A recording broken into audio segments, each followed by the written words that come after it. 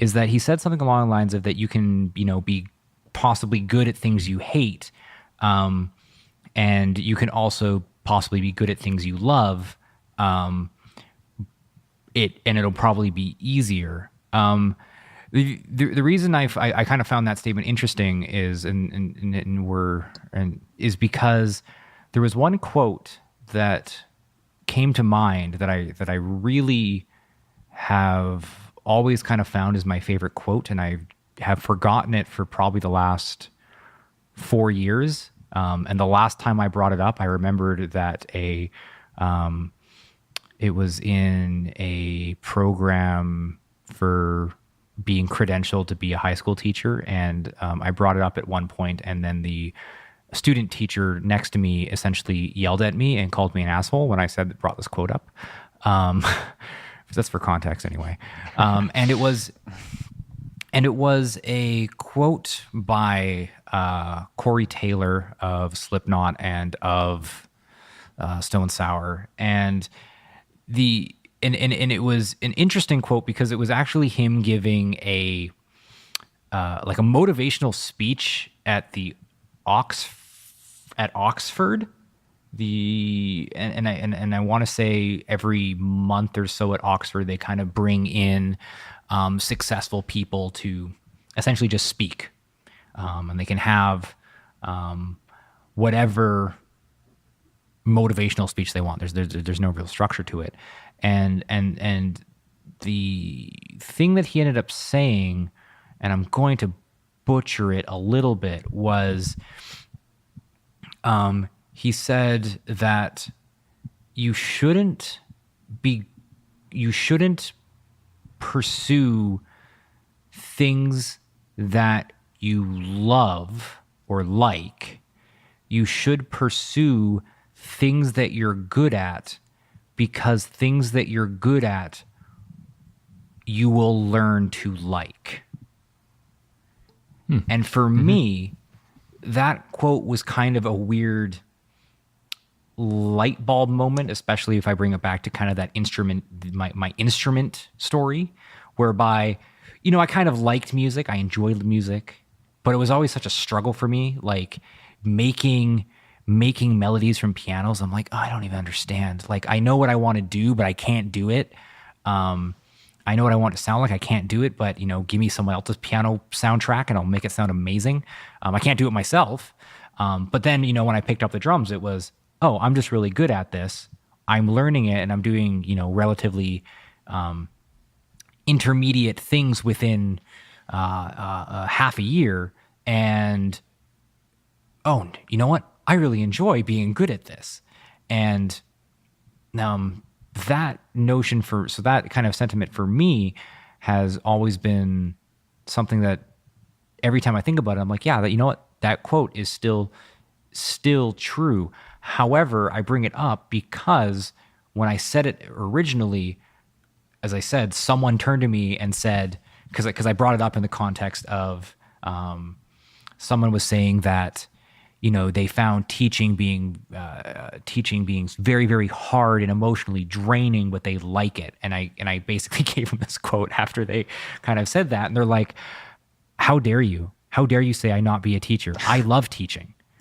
And the amount of time I put into it is irrelevant, because at the end of the day, I do enjoy it, and to this day, I wish I could speak with them kind of now to see now that you're actually in the job for 5-6 years, how do you feel now? Do you still enjoy it because you did find it so difficult, or are you now kind of in like a routine of doing the same thing every year?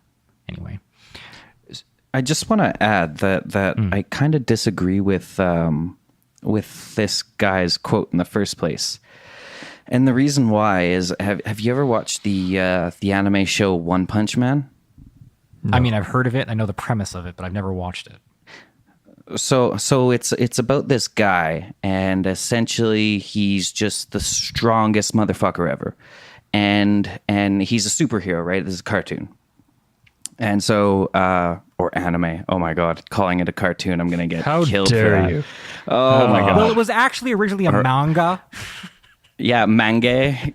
Okay. Anyways, so so we have this one punch guy, and he's the strongest guy in the world, and so essentially, like, nobody can even stand a chance against him. He just like he can haymaker anybody. Like Godzilla doesn't stand a chance. He just jumps up, haymakers it with one punch, and then walks away. And so it's something that he's extraordinarily good at. But he's so dejected while he does it because he's completely lost the challenge behind it. So yeah, you can be, do something that you're good at, or sorry, do something do something that you're good at.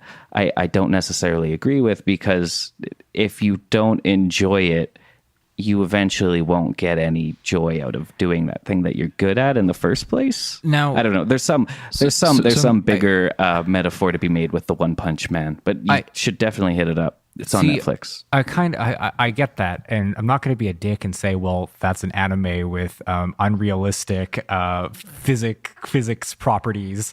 Yeah. Because I think that is unfair, because if you had some sort of interdimensional being that could do that, would they feel bored and complacent in life? Probably. They wouldn't probably enjoy themselves too much. But with a lot of things that I've tried to apply it to, barring these interdimensional infinite strength people. Or he's just a guy that worked out a lot, the One Punch Man. Or anyone who has those infinity gems and Avengers or whatever. Because when you kind of have, I feel like, ultimate power, yeah, I can see you get bored. But in if you bar things from being ultimately powerful, super species, no, of course. And you know what? Now that you could, this could possibly hold true if you had ultimate power. The only reason I can't physically comprehend it is because I've never experienced ultimate power. But so maybe if I did, then I could comprehend how this could work. But for most things, there's always a way to always challenge yourself more. You just might have to do some lateral thinking. Yeah, no, I agree with it. At the end of the day, I think that the landscape is that human competition makes it so that you'll never be the one punch guy. Like, I'm sure LeBron James still enjoys dunking on everybody. Like, he probably still likes that, even though he's like one of the best, if not the best. I don't know. Maybe I just kicked up a controversy. And I think you would still enjoy it because it's not like you. I mean, he kind of does always win, but it's not like you always are perfect. I'm sure that he has moments where he's like, yeah, I fibbed that a little bit. I mean, my fibbing is like everyone else's, like A game. So my fib didn't really do anything, but I know personally that I fibbed there and I could get better in this or this. Most people are at least the pursuit of perfection, competitive with themselves sufficiently to keep things interesting. Yeah, push yourself. So neither of you, like both of you kind of full-heartedly kind of agree with that statement? You wouldn't, there's not something you would challenge that at all with? Like, I don't really agree with the do it whatever you are good at, but like do both. Do something that you're good at and something that you like. If you can, if you found that, both are necessary. I mean, I think the principle of do what you're good at is a really important thing to keep in mind, because you don't want to be committing your life to something you're not that good at, and you're not really serving society. Yeah, I do want to kind of clarify that was in the context of, obviously. Well, I get maybe not so obvious. That was in the context of finding essentially the job that you should have for your life.